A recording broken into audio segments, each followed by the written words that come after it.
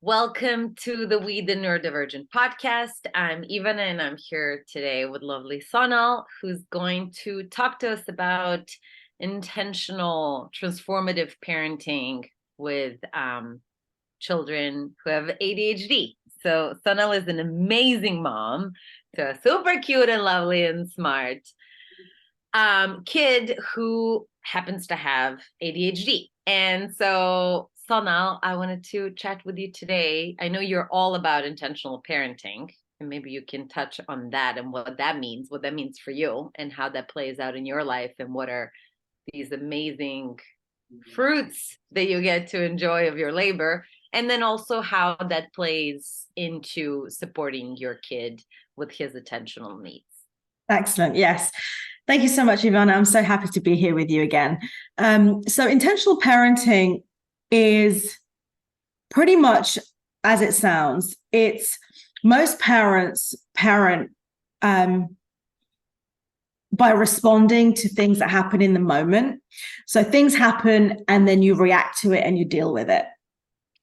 Intentional parenting, it all starts with having a really clear commitment of two things. One, who you choose to be as a parent for your child and with your child.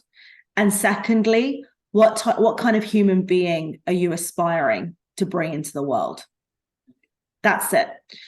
But it is, and it's not as simple as it sounds, because these two things really have to mean something. Like, really has to be to the core what you believe in, because everything will constantly come back to this. So for me, right now my son is 8.5. My commitment, and it's been like this, and it changes. So your commitments and it's fluid, it changes.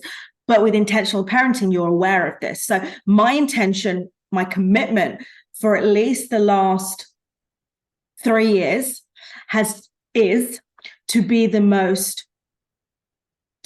positive, authentic, and real role model to my child, to my son. Why did I pick this? Like most parents, I want my son to be happy when he grows up. I want my son to be happy. I want my son to be healthy. I want my son to be successful.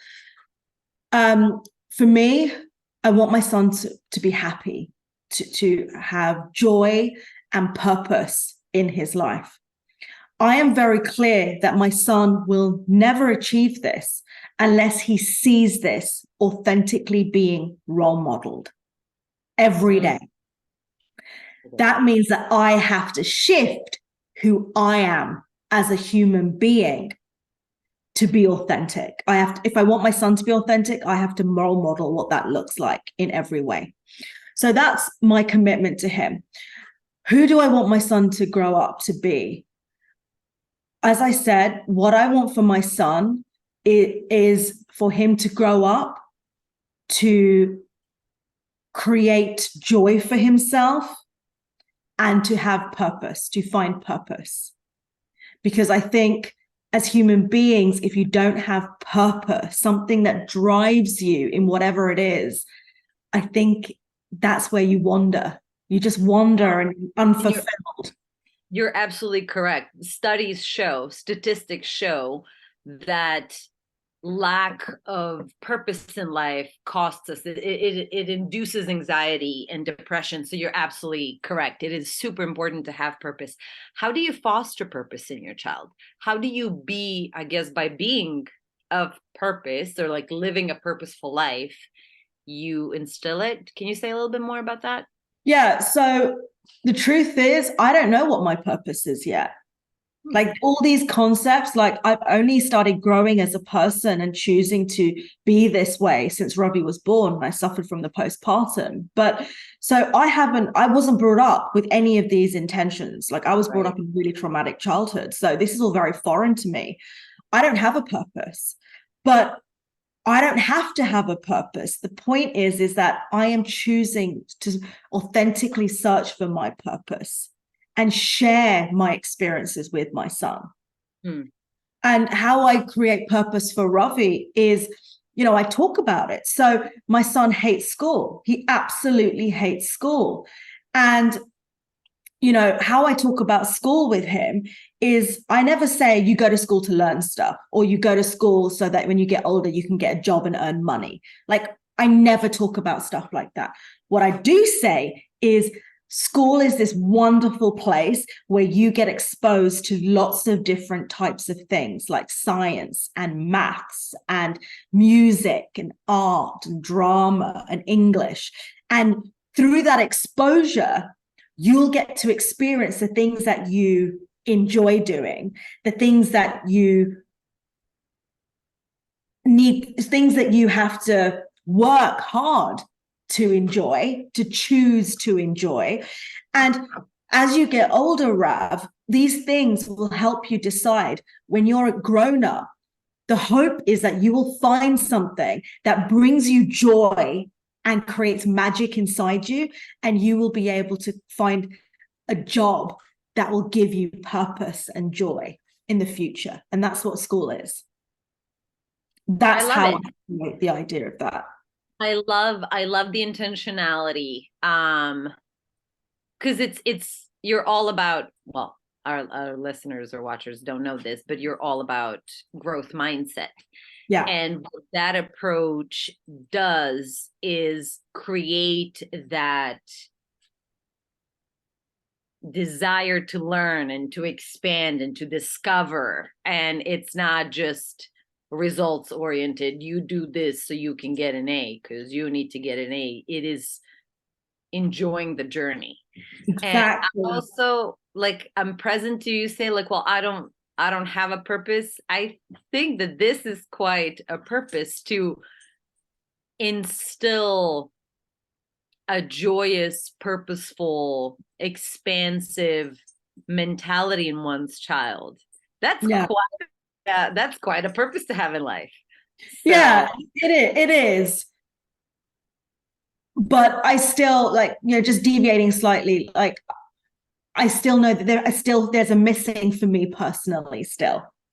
My personal joy, my personal passion. Like, it's very nurturing and really wonderful to see Ravi thriving. But the truth is, I'm a passenger in Ravi's journey and his life. Like, my job isn't to live vicariously through my son. My job is to support him in his journey and love him unconditionally. So, amen. That is so important.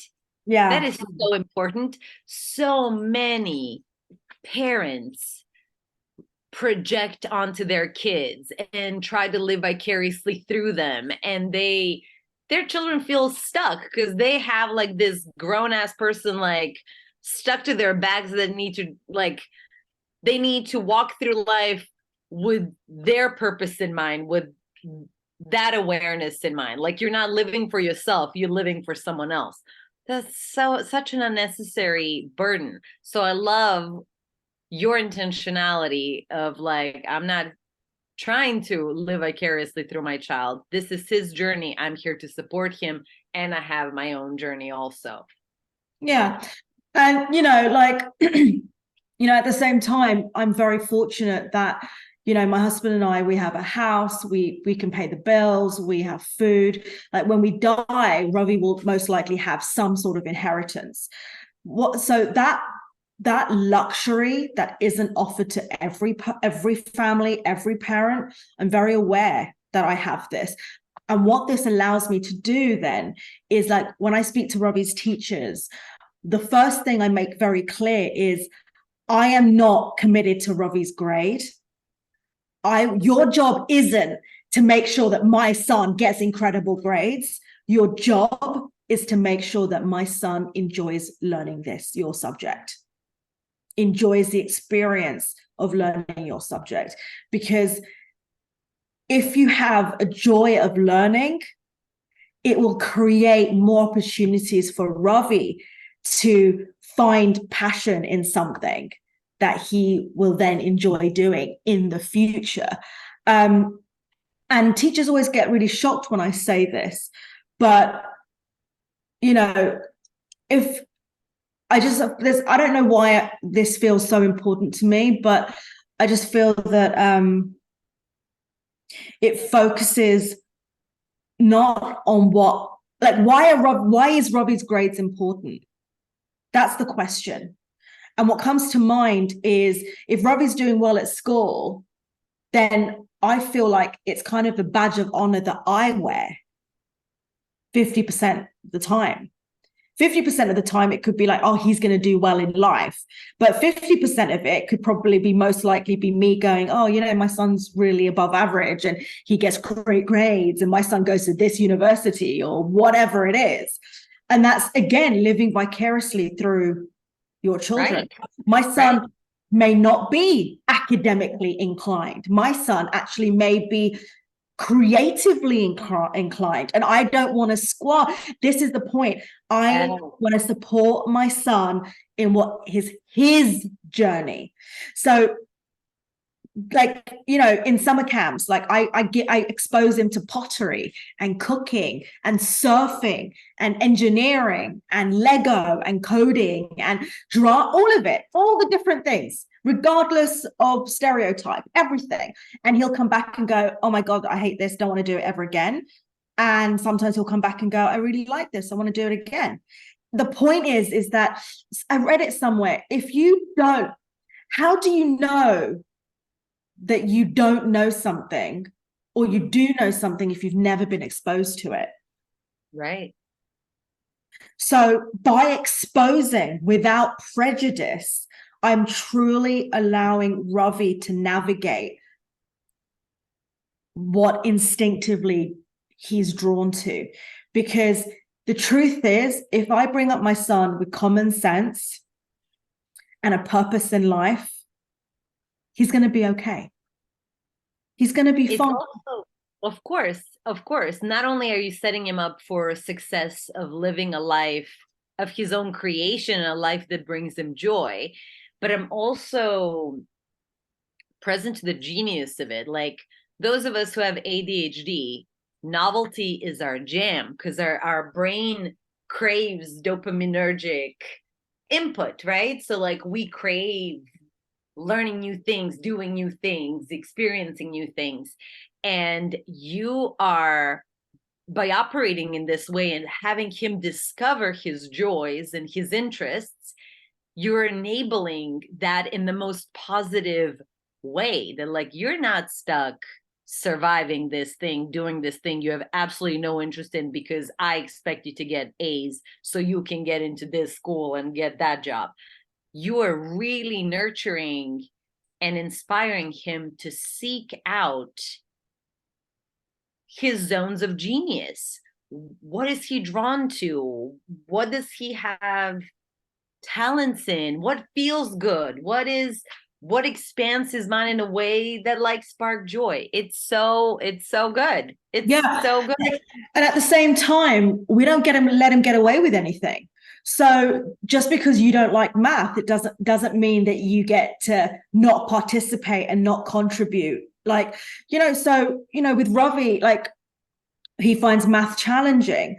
And the conversation around that revolves, I totally get it. But you get to decide how you're going to show up. And you don't know it because you haven't learned it yet. You haven't practiced it yet.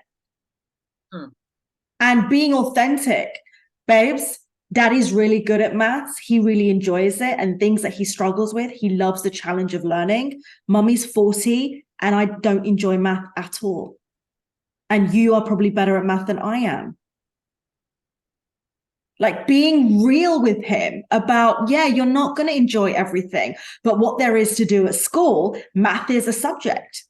And you get to choose whether you are going to steal opportunities from yourself by not giving yourself a chance. And Totally. you know, at the beginning, when my constantly, like every day, he gets out of the car and I'm at Ravi, you get to decide what kind of day you have. You get to choose. I love also the approach of, it's not like a finite approach of like, oh, math, you don't enjoy math, and thus like there is nothing to do. You're like, it's not about math, it's about discovery, it's about joy in discovery, in figuring things out, in, you know, conquering challenges. Love that. Love Yeah, that. and But he doesn't like math, but he's gone from the bottoms. We don't do anything. We don't do any kind of extra stuff at home. And he's gone from the bottom set all the way to the top set. And he doesn't enjoy it. He still doesn't enjoy it.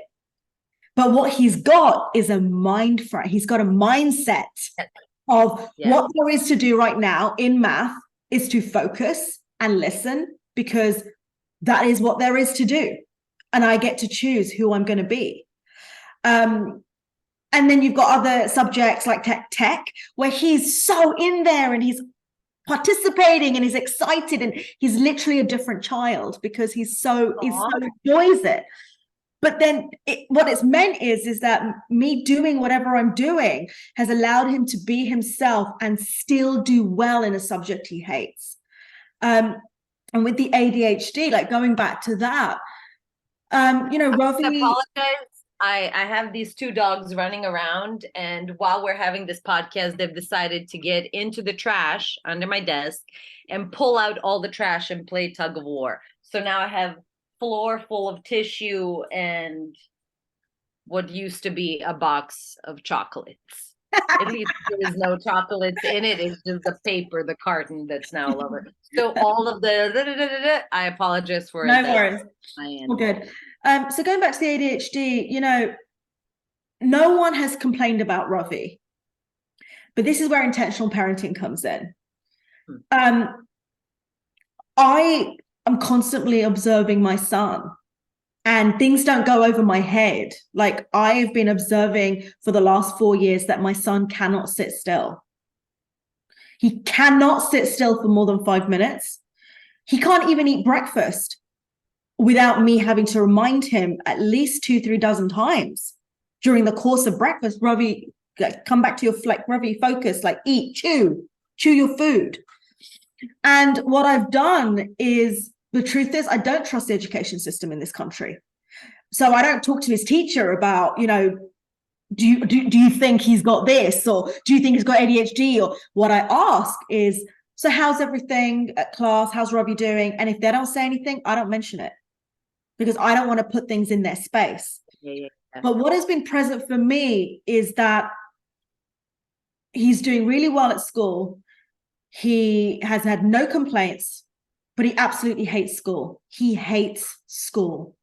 And me and my husband, Suraj, we are not going to pull him out of school and homeschool him. That's just not an option for us. So he's going to be going to school for another, 10 years, at least, maybe. And I don't want my son to hate his life. So I've had to really look at this. What is going on? And what occurred to me through conversation and research is that perhaps the reason why he hates school is in school, it's a completely different environment, and he's learned that he has to sit still to a certain extent and focus. And that effort, that energy has, I think, created school like a chore. Right. It's not nostalgic. It doesn't spark joy because it just drains you. Yeah. That's very much an ADHD thing of like, you know how like will is a finite resource, like it gets depleted and you have to sit there, that depletes it. You have to pay attention. You can't speak, you can't fidget. You have to, it's just your bandwidth keeps on getting depleted. And it's unfortunate because it's, your kid is not like special in this, he doesn't like school. I've been talking to my friends' kids. It's a thing. I feel like more and more children now, you talk to kids and none of them are enjoying school, which is heartbreaking. Yeah. We created a system that we're forcing our children into that they don't enjoy. Like, they are kids, they deserve better. So I hear you. I don't want you to think that like your kid is a special case who like hates school. Yeah. It's going around. It's I've going I've around. spoken to like lots of parents, and I'm engaged in relationship and community to be able to vulnerably and openly ask. And everyone, I mean, literally everyone I've spoken to, their children love going to school. Ah, I'm 90% sure he's not being bullied. okay. And I don't know if this is the case, but again, we come back to our commitment. My commitment is to support Ravi so he is able to find joy and find purpose. Now, Yeah. if he is going to school and he hates it, that's completely against my commitment of what I'm aspiring to create as a human being. So for most parents, there isn't a problem. So why am I looking into this? Like, what's the point here? But that's why your commitment is so important. Because if your commitment is, I want my son to be a Harvard graduate of medicine, like medical Harvard medical graduate, right? Then your commitment will be so that when your kid's 10, you'll buy them the Harvard, medical book, and your kid will be tutoring and learning that Harvard book, medical book. So when they go and do the Harvard exam, they've already been practicing it and know everything, if that's your commitment. So my commitment being that Ravi grows up to be able to create joy for himself and find purpose. Him saying to me he hates going to school for a couple of years now doesn't work. So I did some research, and what I bought, I found that and Robbie doesn't really like. I bought all these fidget toys for him for kindergarten, because even then I kind of knew something was different, because he just couldn't sit still. But I bought him fidget toys, but he never fidgets with his hands. It's his whole body. Uh-huh. Picking up the chair, and he's like, so at home, no one else has ever said to me, so Robbie can't sit still, ever. So, we're working with a therapist to support him. The reason why we're working with a therapist is, I have a lot of mental illness it's like severe mental illness in my side of the family. And with this postpartum that I suffered, I was really suicidal. So, I'm very proactive, and I'm a therapist, like that's my trade. Like, I'm a qualified relationship therapist. So, I'm a big believer in qualitative talking therapy. So I found someone to speak with Ravi. And, how I introduced therapy to Ravi is, Ravi, mommy and daddy are so, so proud that we're able to give you this gift. Like, you get to have another person who is a stand in supporting you for who you choose to be in the world. And we haven't told him anything. We haven't said anything about ADHD to Ravi. He's never even heard the term. As far whether people have ADHD, whether people have mental illness, like, there's nothing wrong with people. And I refuse, but with the world that we live in, I refuse to even, I walked into Ravi's school with the Vanderbilt assessment, with the ADHD assessment, and it's a tick box exercise that the teacher does. And I wanted it to be private. I didn't want it on anywhere on Robbie's records. And she said that she wouldn't be able to fill it in without telling the administration. So I said, okay, then I won't give you the form. And this conversation will remain confidential and private, because I do not want anywhere, even if Robbie, whatever, I don't ever want to be in a situation where they suddenly realize that Ravi may or may not have ADHD. Anything happens, and all of a sudden the question, instead of finding out what's really going on, they're going to be like, oh, has Ravi taken his medication? Right. Immediately pigeonholing my son. Right. So the truth is, I don't trust the educational system, and Ravi doesn't have behavioral issues that affect the classroom. So I'm lucky that I don't have to enroll the administration and the teachers. if Ravi did, then it'd be a completely different conversation. It would be an enrollment conversation of getting them on the same side to help support Ravi. But that's a really keen observation. That's a very important observation, because it's not just the teachers and it's not just the US educational system, it's the way human beings operate. We love to minimize things, we love to put things into boxes, we like to objectify things, and we very frequently objectify human experience, like, oh, you have ADHD, this must be an ADHD thing. Or like with women, oh, you're upset, are you hormonal, are you on your period? We don't engage with what's so for individuals. And you're absolutely correct. I was just literally reading this neuroscience and society content for one of the courses, and somebody in there was generalizing that this is how women perceive things, thus women's neural wiring is different, this is how men perceive, completely like bypassing the fact that we live in a gendered society with certain gender specific social roles, and women are raised and men are raised to be into this or that, pink or blue, Barbies or cars. Like we're not, we love to objectify. That's just human mind for you. So I love that you are not enabling that when it comes to your child. Love yeah, that. That's yeah, brilliant. That's yeah. brilliant.